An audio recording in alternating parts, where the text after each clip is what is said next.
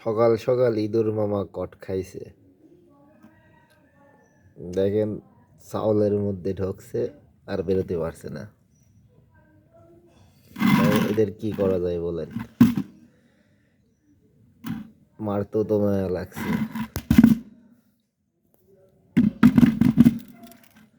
দেখেন লাফালাফি করছে কিন্তু বেরোতে পারছে না। ঠিক আছে, ওঠো মামা ওঠো। আহ, উঠতে পারছে না ইঁদুর। এদেরকে মারবো নাকি? এই তো মামা খেলা শুরু করে দিতেছে। ইঁদুর মামা, ইঁদুরের খেলা দেখেন।